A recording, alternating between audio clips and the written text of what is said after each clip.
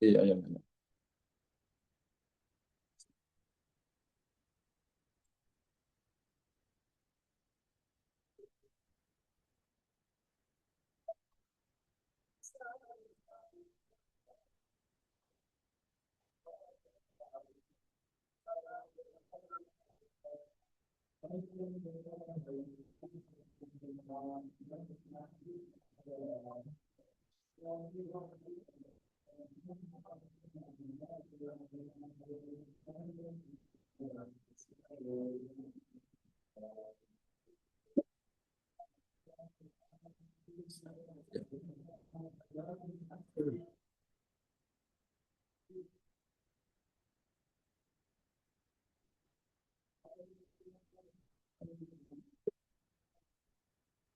أعوذ بالله من الشيطان الرجيم.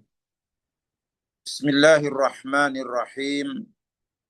السلام عليكم ورحمة الله وبركاته. الحمد لله رب العالمين، وبه نستعين على أمور الدنيا والدين. أشهد أن لا إله إلا الله، وأشهد أن محمدا عبده ورسوله. اللهم صل على سيدنا محمد وعلى آله وأصحابه أجمعين. أما بعد. Alhamdulillah, sama-sama kita panjatkan rasa penuh kesyukuran kita kepada Allah Subhanahu wa taala. Allah, dialah Tuhan kita. Dialah Tuhan semesta alam. Dialah Tuhan yang memiliki segala sifat-sifat kesempurnaan. Hanya padanya lah saja tempat kita memberikan segala ketaatan dan kepatuhan kita. Hanya padanya lah saja tempat kita menyangkutkan segala impian dan harapan kita. Selawat dan salam ke atas junjungan besar Nabi kita Muhammad sallallahu alaihi wasallam. Nabi yang ummi. Nabi yang telah mengajak umat ini untuk mengimani bahawa Allah Ta'ala itu Tuhan yang maha agung lagi maha berkuasa. Hanya kehendaknya saja yang akan terjadi dengan kuasanya yang tidak boleh dicabar. Muslimin dan muslimat yang dikasihi sekalian, hari ini hari Jumaat 5 hari bulan 6 2026, Sayyidul Ayyam, penghulu kepada segala hari. Mari sama-sama kita warnai hari Jumaat yang mulia ini dengan beramal ibadat kepada Allah. Terutamanya dengan memperbanyakkan selawat ke atas junjungan besar Nabi kita Muhammad sallallahu alaihi wasallam.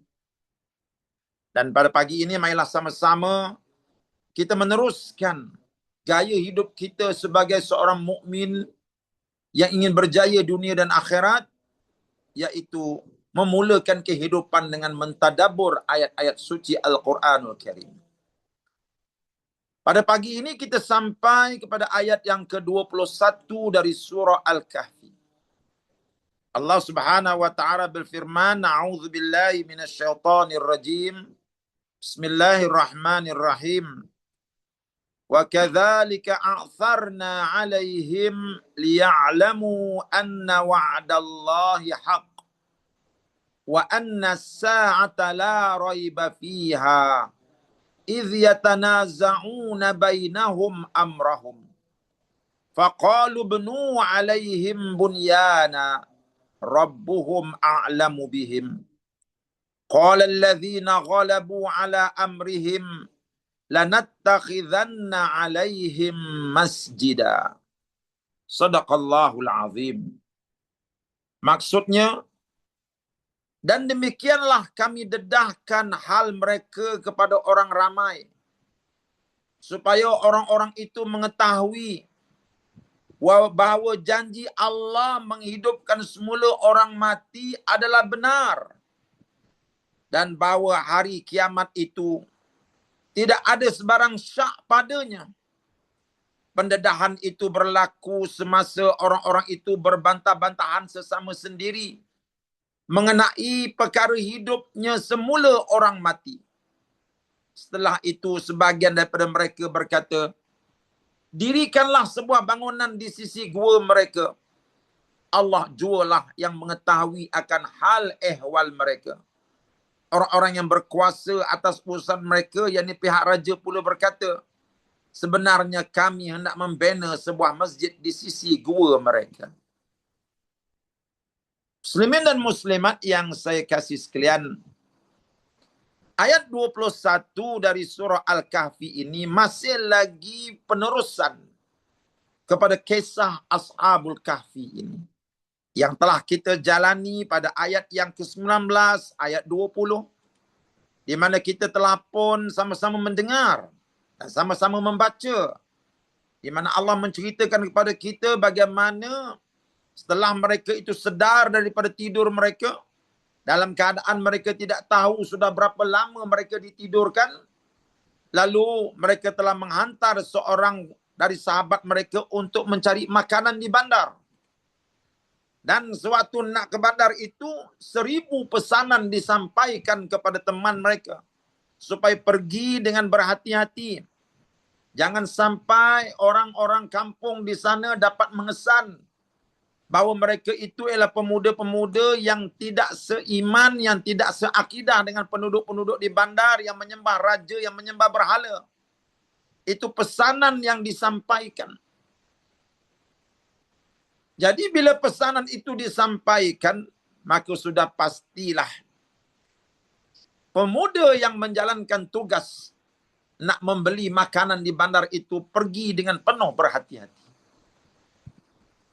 Sambil membawa uang peraknya, sambil memerhatikan kiri dan kanan, berhati-hati karena takut nanti rahsia pecah. Karena dia tahu kalau rahsia pecah bahawa mereka itu ialah pemuda-pemuda yang melarikan diri daripada buruan raja yang zalim itu, pasti mereka ditangkap dan mereka akan dibunuh. Jadi penuh berhati-hati. Mereka tak tahu bahawa sebenarnya penduduk di kampung itu ialah penduduk yang sudah bertukar. Karena mereka sudah ditidurkan selama 309 tahun. Mereka tak tahu. Jadi bila sampai sahaja di bandar, maka pemuda ini melihat terlebih dahulu perubahan-perubahan besar yang berada di bandar itu. Inilah bandar tempat mereka dilahirkan. Inilah bandar tempat mereka dibesarkan, tetapi pemandangannya tidak seperti dulu. Maka timbul rasa sesuatu dalam hatinya. Apa sebenarnya yang telah terjadi? Lalu dia memberanikan dirinya untuk membeli makanan. Dan setelah dibelikan makanan itu, maka ketika nak membayar duit tersebut, nak membayar harga makanan itu, dia mengeluarkan uang perak yang ada dalam sakunya.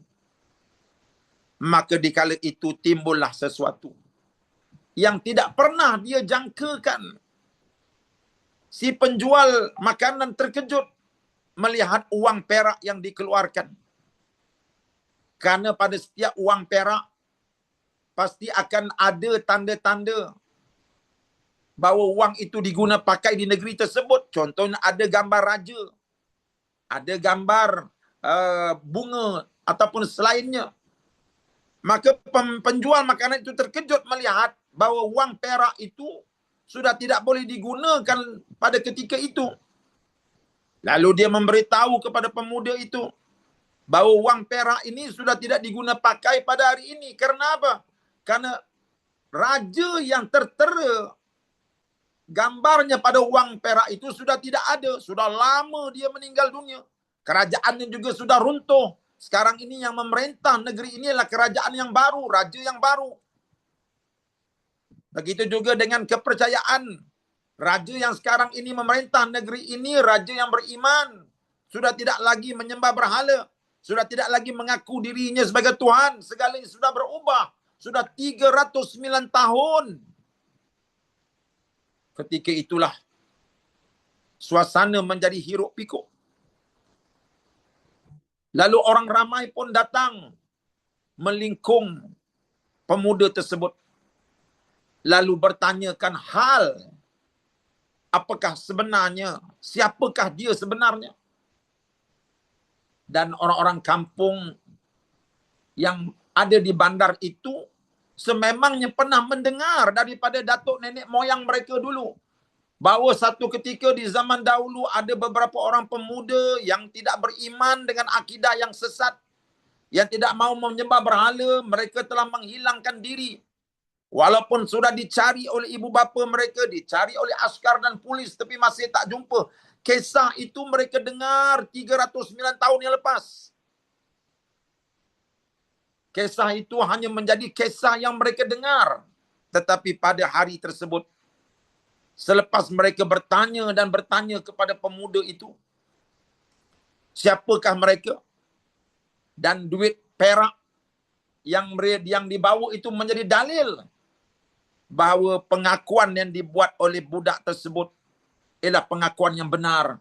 Bahawa mereka lah pemuda-pemuda yang telah melarikan diri dari raja yang zalim itu kerana nak menyelamatkan iman dan akidah mereka.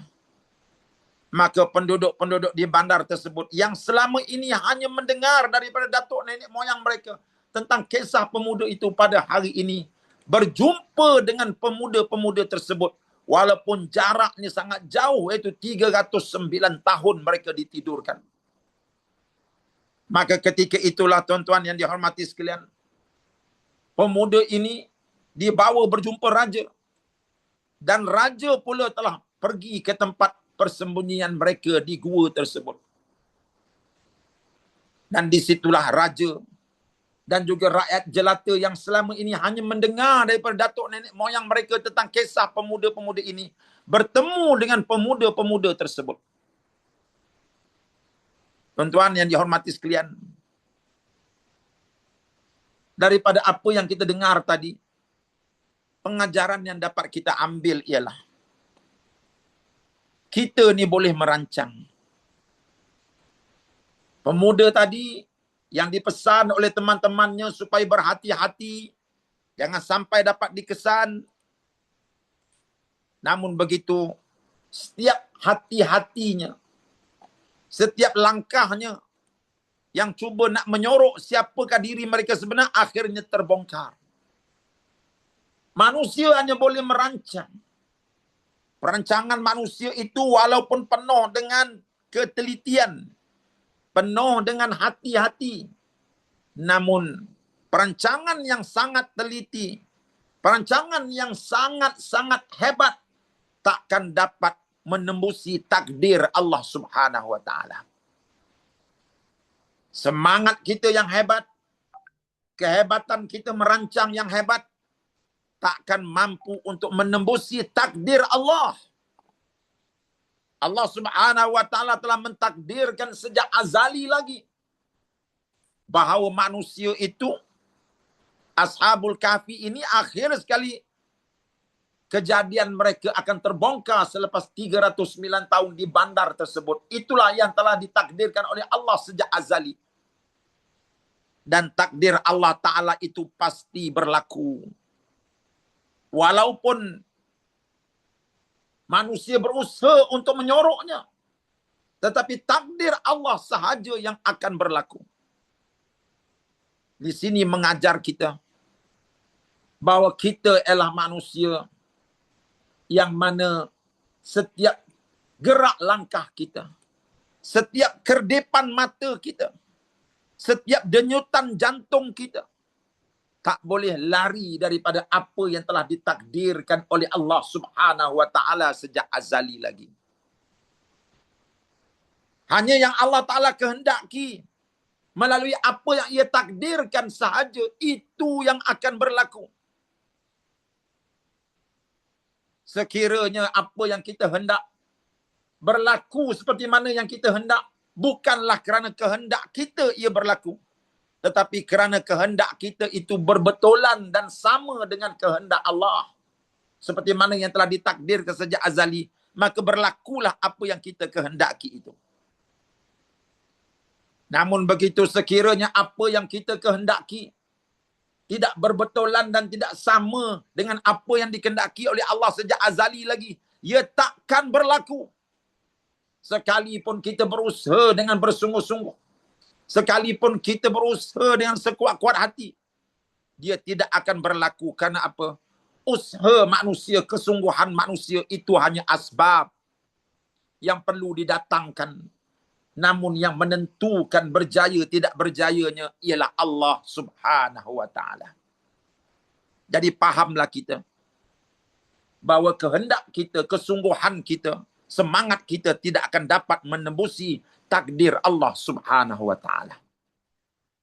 Maka inilah akidah yang kita imani. Inilah kepercayaan yang tersemat dalam jiwa dan nurani kita, yang menjadikan seorang muslim itu akan semakin kukuh imannya kepada keagungan Allah setiap kali ia diuji oleh Allah Subhanahu wa taala.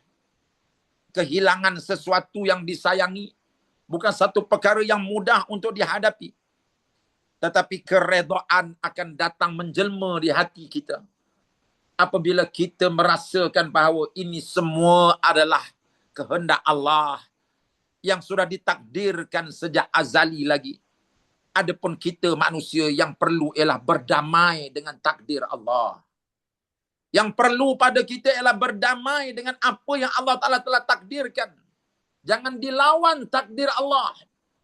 Siapalah kita yang nak berlawan dengan takdir Allah? Kita bagaikan mentimun yang halus dan kerdil serta lembut.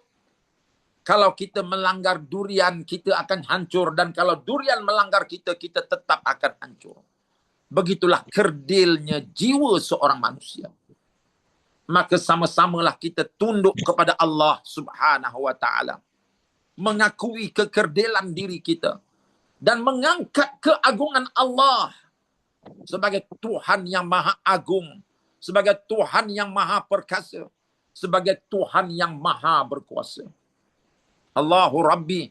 Allahu Akbar. Allahu Akbar walillahil hamd. Tuan-tuan yang saya hormati sekalian,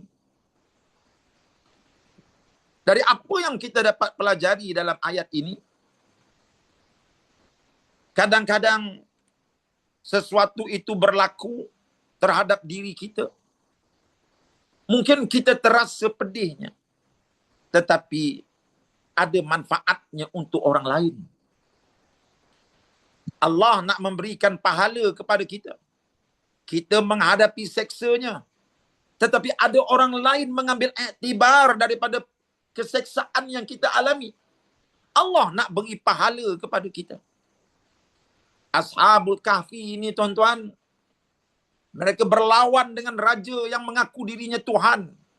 Mereka berlawan dengan kehendak ibu bapa mereka yang mempertahankan bahawa berhala itu Tuhan. Mereka berlawan dengan kehendak nafsu mereka meninggalkan kehidupan mewah di istana, melarikan diri duduk di gua semata-mata nak menyelamatkan iman. Mereka berlawan. Dan segala perlawanan itu dihadapi dengan penuh keimanan. Namun rasa sakitnya tetap ada. Bila rasa sakitnya itu ada, disitulah Allah nak memberikan pahala kepada kita. Dan Allah menggandakan lagi pahala kepada kita bila apa yang kita alami itu rupanya menjadi pelajaran kepada orang lain. Orang lain mendapat manfaatnya. Ashabul Kahfi ini menderita menyelamatkan diri, meninggalkan kehidupan mewah di istana. Tiba-tiba selepas 309 tahun mereka dibangunkan. Dia pergi ke bandar. Dan di bandar itu rupa-rupanya sedang berlaku pertembungan antara dua kepercayaan.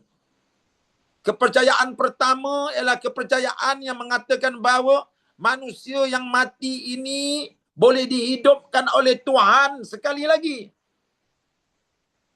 Ini golongan yang beriman kepada hari kebangkitan.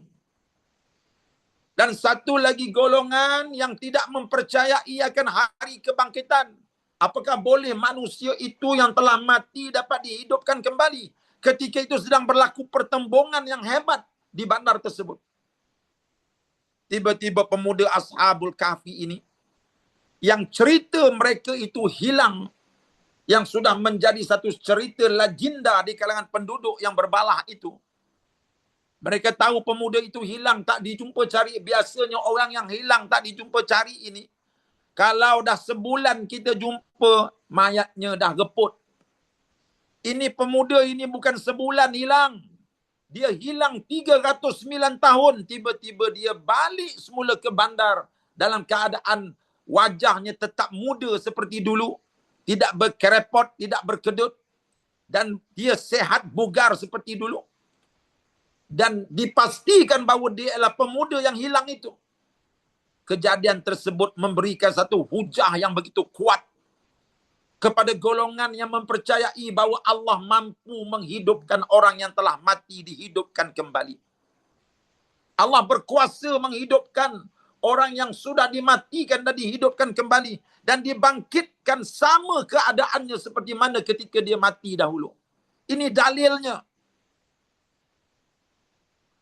Dan dia merupakan satu tamparan yang begitu keras kepada golongan yang tidak mau beriman bahawa Allah Ta'ala itu mampu menghidupkan manusia untuk dihadapkan di hari kebangkitan kelak. Tuan-tuan yang dihormati sekalian, apa yang berlaku kepada Ashabul Kahfi ini memberi manfaat kepada manusia yang lain. Memberi manfaat kepada manusia yang lain, dan akhirnya kedua-dua golongan yang berbalah ini bersatu kembali. Setelah apa? Setelah melihat dalil yang jelas depan mata kepala mereka bahawa memang benarlah apa yang disebutkan bahawa orang yang telah mati itu boleh dihidupkan kembali.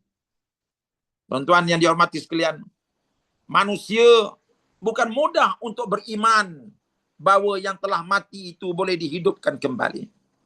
Mudah saja manusia itu tersesat.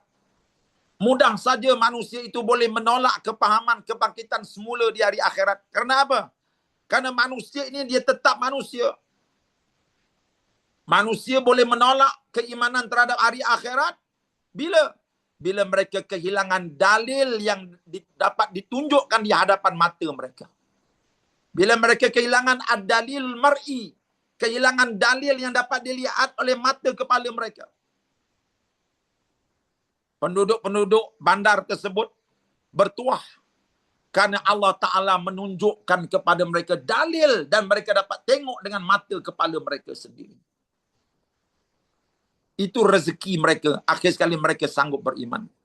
Adapun kita pada hari ini, dalil Allah Ta'ala boleh menghidupkan yang mati itu, mungkin kita tak dapat lihat dengan jelas. Namun begitu dalam Al-Quranul Karim, terdapat 5 tempat, 5 ayat yang menunjukkan bahawa Allah Ta'ala itu mampu menghidupkan yang telah mati itu dihidupkan kembali. Sebagai rujukan, tuan-tuan boleh membaca surah Al-Baqarah ayat 260. Wa idh qala Ibrahim Rabbi arini kaifa tuhyil mauta. Dan ingatlah ketika Nabi Ibrahim merayu dengan berkata, wahai Tuhanku, perlihatkanlah kepadaku bagaimana engkau menghidupkan makhluk-makhluk yang mati. Qala, maka Allah berfirman, awalam tu'min, adakah engkau belum percaya kepada kekuasaanku?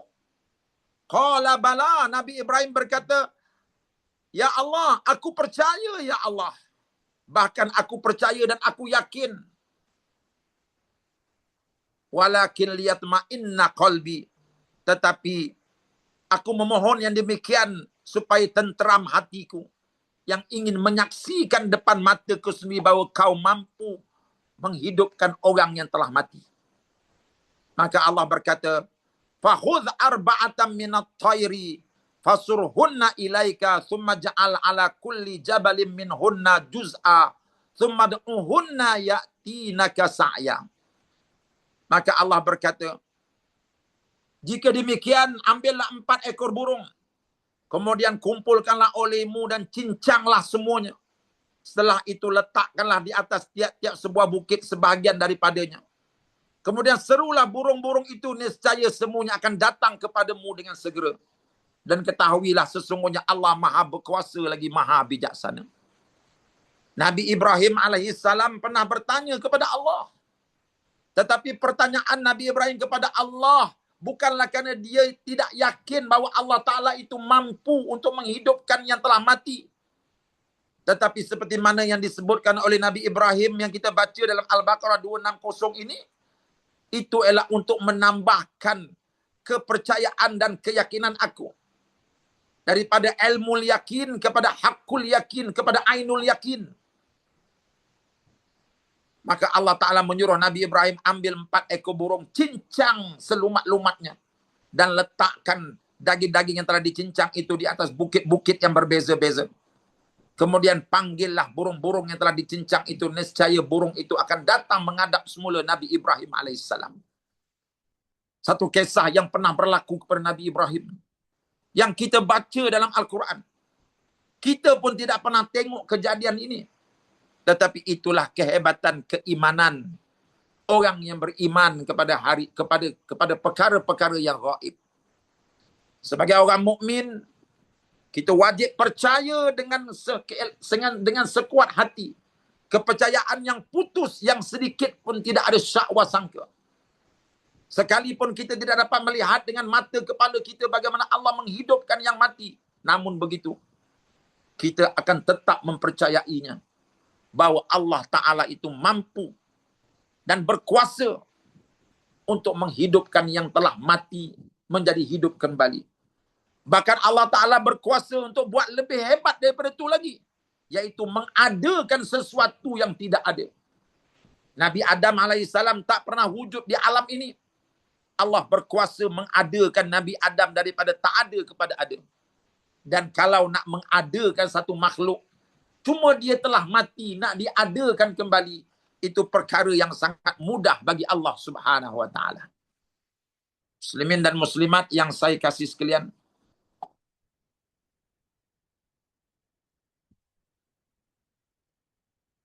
kisah kedua kita boleh lihat dalam surah Al-Baqarah juga dalam ayat 243. Alam tara ilal ladzina kharaju min diyarihim wa hum ulufun hadaral maut faqala lahumullah mutu thumma ahyahum innallaha ladzu fadlin 'alan nas walakinna aktsaran nasi la yashkurun. Tidakkah engkau ketahui wahai Muhammad tentang orang-orang yang keluar, yakni melarikan diri dari kampung halamannya karena takutkan mati, sedang mereka beribu-ribu ramainya. Maka Allah berfirman kepada mereka, matilah kamu. Kemudian Allah menghidupkan mereka. Sesungguhnya Allah sentiasa melimpah-limpahkan kurnia-Nya kepada manusia, tetapi kebanyakan manusia tidak mahu bersyukur. Satu cerita yang berlaku di zaman dahulu yang dirakamkan dalam surah Baqarah ayat 243. Penduduk kampung yang melarikan diri daripada penyakit taun yang melanda kampung mereka. Dan yang tak dapat melarikan diri mati. Yang berjaya melarikan diri selamat. Selepas taun itu selesai, mereka kembali semula ke kampung mereka. Ketika mereka berada semula di kampung itulah, Allah Ta'ala datangkan sekali lagi taun tersebut. Ketika itu mereka berlari ketakutan. Allah mengatakan bahawa mutu, matilah kamu semua sekarang. Allah matikan mereka semua. Supaya mereka merasai tentang betapa sakitnya mati. Dan Allah Ta'ala hidupkan mereka kembali. Supaya mereka dapat merasai nikmat kebaikan Allah. Yang menghidupkan mereka kembali. Ini dalil bahawa Allah Ta'ala itu mampu menghidupkan yang telah mati. Tuan-tuan yang dihormati sekalian. Kekuasaan Allah, tak usahlah kita bertanya. Sebaliknya Allah berhak bertanya. Sebanyak manakah kita telah mempercayai keagungan Allah. Kekuasaan Allah jangan ditanya. Sebaliknya kitalah yang berhak ditanya oleh Allah. Sejauh mana kita telah pun mempercayai keagungan Allah dan kekuasaan Allah. Dan kita membawa kepercayaan itu dalam kehidupan kita. Jangan kita bergantung kepada kekuatan diri kita. Jangan kita bergantung kepada kekuatan kepandaian kita. Kerana siapalah kita bila kita berdiri di sebelah Allah Subhanahu Wa Taala. Dia Tuhan yang Maha Agung. Dia Tuhan yang Maha Perkasa.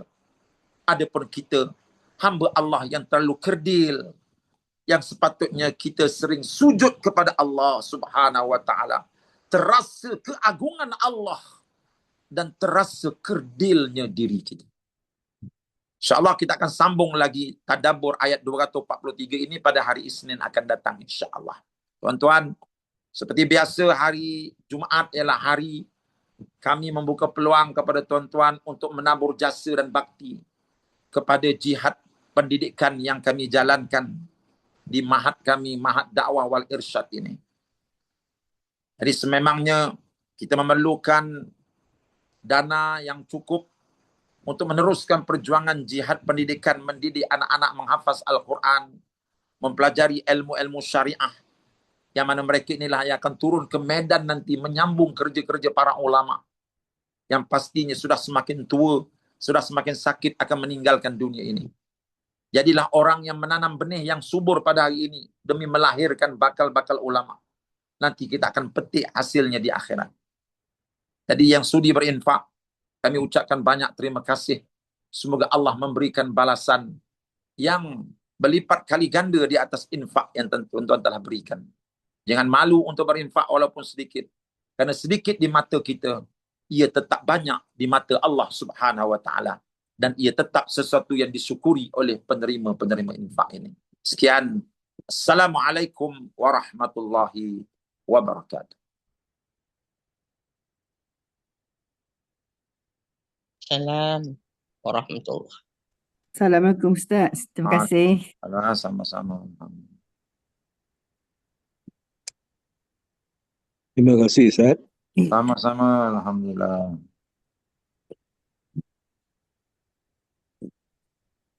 Jazakallah Ustaz. Amin, insyaAllah. Sama-sama. Sama-sama. Alhamdulillah.